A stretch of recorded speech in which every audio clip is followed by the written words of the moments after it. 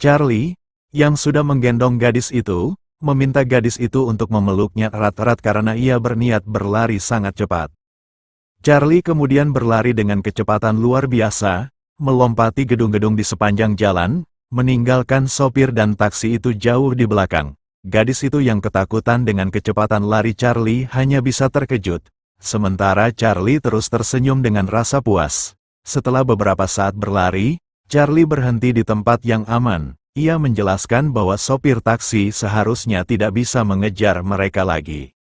Charlie merasa lega karena tidak ada orang di sekitar. Gadis itu menanyakan alasan Charlie melepas sabuk celananya. Charlie mengeluarkan jamur Ganoderma dan dengan santai menjawab bahwa tujuannya adalah untuk menyiksa gadis itu dan mendapatkan energi hantu, lalu langsung menyerangnya. Namun, gadis itu dengan mudah menahan jamur Ganoderma menggunakan kakinya dan kemudian mementalkannya sehingga terlempar jauh. Gadis itu marah dan menyebut Charlie sebagai pembunuh taksi yang bohong. Charlie tersenyum dan mengomentari kecerdasan gadis itu, menebak bahwa dia pasti setengah baju darah. Gadis itu membuang jubahnya dan mengungkapkan bahwa dia memang setengah baju darah, dan meskipun sudah membunuh beberapa orang Hellman sebelumnya, dia tidak lelah. Charlie kemudian menyerang tubuh gadis itu, yang terbelah menjadi dua. Charlie mengingatkan gadis itu agar tidak cerewet lagi di kehidupan berikutnya. Gadis itu kesakitan dan memuntahkan cairan hijau. Charlie terkejut karena hanya mendapatkan satu energi hantu, lalu melihat perut bagian bawah gadis itu memunculkan gumpalan daging yang berubah menjadi monster kelabang. Charlie menyadari bahwa tubuh bagian bawah gadis itu adalah tubuh asli. Dengan wajah mesum, Charlie mengomentari bentuk monster itu yang sesuai dengan seleranya. Monster itu menyemburkan cairan hijau berbentuk durian dan menyatakan cintanya kepada Charlie. Charlie menghindar dan mengkritik serangan yang dianggap tidak kreatif. Namun, durian itu tiba-tiba berhenti bercahaya, dan tubuh bagian bawah hantu mendekat untuk menendang Charlie. Charlie terpental dan durian itu mengeluarkan akar berduri yang masuk ke tubuh Charlie, membuatnya kesakitan. Hantu itu melanjutkan serangannya, namun Charlie berhasil menghindar. Namun, saat hantu itu hendak menendangnya, dia berkata Charlie benar-benar suka dengan kaki indah. Hantu itu kemudian menendang Charlie lagi hingga dia terlempar. Hantu itu melompat dan menantang Charlie dengan kaki. Charlie, yang serius, bersiap dengan kartu siluman bintang 2, namun sebelum ia sempat menggunakannya, hantu itu menendang tangannya dan kartu siluman terlempar. Charlie terkejut karena kehilangan kartu silumannya dan merasa situasinya semakin genting. Hantu itu berniat mengakhiri pertarungan, namun tiba-tiba sesuatu yang sangat cepat menembus kepala hantu tersebut, membuatnya kesakitan. Ternyata, cewek Hellman yang mengejar taksi yang dimasuki Charlie adalah orang yang melempar benda itu. Dengan tatapan tajam, cewek itu menyatakan bahwa mereka beruntung. Charlie, terengah-engah, menyadari bahwa ia telah salah menilai dan mengakui bahwa Hellman tidak sepayah yang dia kira. Cewek itu menanyakan apakah Charlie masih bisa bergerak, dan mengusulkan agar mereka bekerja sama untuk membunuh hantu tersebut. Charlie terdiam, sementara cewek itu berlari ke arah hantu itu. Sesuatu yang besar menyerupai tangan muncul dan meninju hantu tersebut dengan keras. Charlie hanya bisa terkagum dan mengatakan bahwa ia belum pernah melihat cara bertarung Hellman sebelumnya. Cewek itu melompat tinggi ke belakang, diikuti oleh hantu yang mengejarnya. Saat hantu itu menyerang, cewek itu berhasil menghindar dengan jungkir balik dan mengeluarkan skill tebasan hujan bayangan, yang berhasil memotong hantu tersebut menjadi dua. Bagian bawah hantu itu terjatuh ke tanah, namun bangkit lagi dan memunculkan sebuah tangan. Hantu itu mengungkapkan betapa tragisnya dirinya karena semua orang ingin membunuhnya, sebelum lidahnya memanjang dan mengeluarkan darah. Hantu itu kemudian memuntahkan sebuah benda berbentuk kotak kecil dengan mulut dan gigi runcing di setiap sisi. Hantu itu menyatakan bahwa untuk melanjutkan hidup, ia harus mengorbankan lengannya. Salah satu mulut benda tersebut memanjang dan memotong salah satu lengan hantu itu. Hantu itu mengutuk benda tersebut, menyatakan bahwa ia akan mati dengan tragis. Benda itu merespon dengan pancaran aura berwarna merah gelap. Cewek Helman terkejut dan bertanya apa itu, kemudian berlari menjauh dan memperingatkan bahwa situasi ini buruk. Namun, kotak itu mengeluarkan sesuatu dari mulutnya dan langsung menembus tubuh cewek Helman. Charlie merasakan bahwa serangan itu sepertinya menyakitkan dan bersyukur karena tidak pergi ke tempat itu. Cewek Helman memeriksa dadanya, tidak merasakan apa-apa, dan merasa mungkin itu tidak berguna. Hantu itu mulai tertawa kecil, lalu tertawa terbahak-bahak. Lantas, dia dan kotak itu meninggalkan tempat itu tanpa mengatakan apa-apa. Cewek Helman segera mengejar mereka, namun dia tersandung batu dan jatuh. Merasa kesal, dia bertanya apakah ini adalah kesialan yang sebelumnya disebutkan. Cewek itu merasa ada yang salah dan panik, menyadari bahwa hantu ganas dalam tubuhnya hampir kehilangan kendali.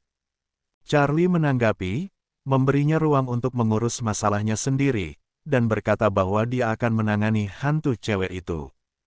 Cewek Helman memperingatkan Charlie agar berhati-hati karena hantu itu adalah setengah baju darah. Charlie yang melihat hantu itu terus berlari, memutuskan untuk mengejarnya. Hantu itu merasa kesal dan menggumamkan bahwa Charlie sedang menyusul. Hantu itu kemudian hendak menyerang Charlie, mengatakan bahwa meskipun tidak bisa mengalahkan cewek Helman, ia yakin bisa mengalahkan Charlie dengan mudah. Charlie pun mengeluarkan drum ajaib miliknya dan mengetuknya, membuat hantu itu tidak bisa bergerak dan mengendalikan tubuhnya. Dengan senyum, Charlie mengeluarkan jamur Ganoderma dan mempersiapkan diri untuk menyerang hantu itu. Hantu itu marah dan mengeluarkan kabut hijau dari lengannya yang terpotong. Charlie menyadari adanya perisai darah dengan warna hijau yang melindungi hantu itu. Namun, hantu itu berhasil melarikan diri, melompat melalui atap dan bangunan tinggi. Cewek Helman yang mengejar Charlie, berteriak untuk menunggunya dan memberi peringatan agar Charlie tidak masuk ke tempat tersebut karena itu adalah area misi kelompok level C. Charlie menyadari bahwa aura hantu itu sangat kuat dan menyadari bahwa dia juga hanya berada di level C. Dia pun bertanya siapa sebenarnya hantu cewek yang sedang dikejar. Cewek Helman menceritakan bahwa mereka menangkap Lionel Saivo dari Darkroom kemarin. Charlie terkejut mendengarnya dan bertanya apakah mereka menangkap ahli boneka itu. Cewek Helman menjelaskan bahwa untuk melindungi diri, Lionel mengungkapkan adanya aktivitas mengerikan dari hantu tingkat roh ganas. Charlie terkejut bahwa ada hantu roh ganas yang lebih hebat dari baju darah. Cewek Helman menjelaskan bahwa roh ganas tersebut sedang mencari peralatan hantu yang bisa mengutuk seluruh kota Gandung. Dia menceritakan bahwa mereka, anggota Helman, menemukan ceruk iblis di sebuah gua, dan ketika mereka berniat untuk membawanya, hantu berjubah hujan datang dan merebutnya. Mereka kemudian mengejar hantu itu hingga ke kota, dan setelah kejadian itu, cewek Helman menyadari bahwa dia bertemu dengan Charlie. Charlie merasa semua ini terlalu kebetulan dan ada sesuatu yang aneh dalam situasi tersebut. Sementara itu, cewek Helman merasakan adanya gangguan dalam tubuhnya, merasa bahwa roh dalam tubuhnya sudah mulai tidak terkendali. Dia pun memutuskan untuk menghentikan perjalanan hari itu, memperingatkan Charlie untuk tidak masuk sendirian ke tempat itu. Charlie menjawab dengan santai, namun dia merasa cemas dan sedikit terganggu dengan peringatan tersebut. Setelah cewek Helman pergi, Charlie mulai bertanya-tanya apakah dia benar-benar harus melanjutkan perjalanan ke tempat tersebut. Ia kemudian bertanya pada sistem tentang jumlah energi hantu yang dimilikinya. Sistem memberitahu bahwa Charlie memiliki 49.736 energi hantu. Charlie penasaran dan bertanya berapa banyak energi hantu yang diperlukan untuk mengundi kartu siluman bintang 4, dan sistem menjawab bahwa itu membutuhkan 10.000 energi. Charlie bertanya lebih lanjut apakah berbahaya jika ia melawan roh ganas menggunakan kartu siluman bintang 3, dan sistem memberitahunya bahwa dengan kekuatan tambahan miliknya, peluang kemenangannya adalah 49%. Mendengar hal tersebut, Charlie merasa bahwa meski berisiko, ini adalah kesempatan yang terlalu sayang untuk dilewatkan. Ia pun memutuskan untuk masuk meskipun menyadari bahwa ini bisa berbahaya. Sebelum masuk, ia bertanya kepada jamur Ganoderma yang ada bersamanya, apakah mereka harus masuk. Jamur tersebut tampak sangat cemas, melambaikan tangannya seolah memperingatkan Charlie untuk tidak masuk. Namun, Charlie membalas dengan bercanda, menganggap bahwa jika jamur diam, berarti dia setuju. Jamur yang terkejut itu merasa takut dan berdoa agar di kehidupan berikutnya bisa menjadi hantu yang bisa berbicara.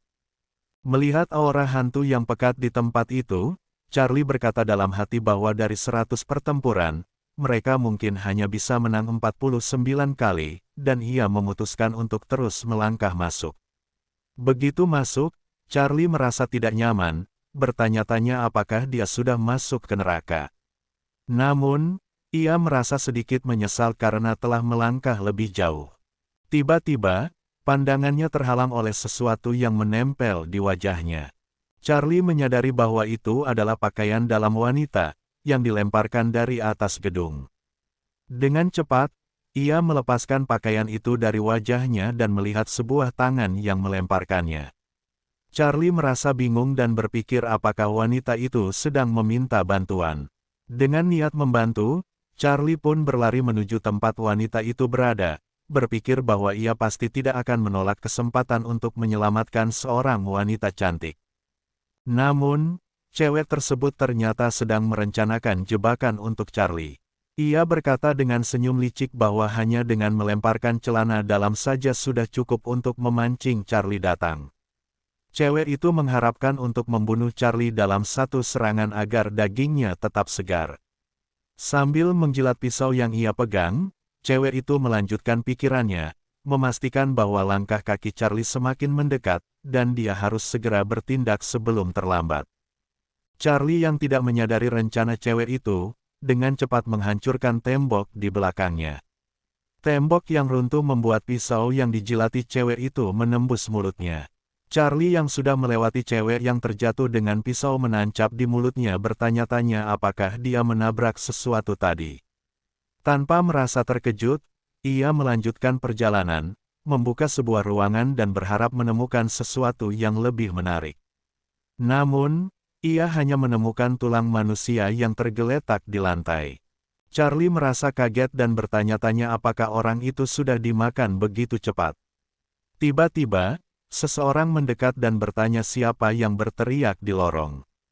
Charlie bertanya kepada orang tersebut apakah dia tahu di mana cewek yang meminta bantuannya berada. Orang itu yang sedang mengunyah makanan berkata bahwa ia tidak tahu dan melanjutkan makannya, mengambil sepotong tangan manusia dan memakannya sambil berkata bahwa Charlie tidak boleh mengganggunya makan.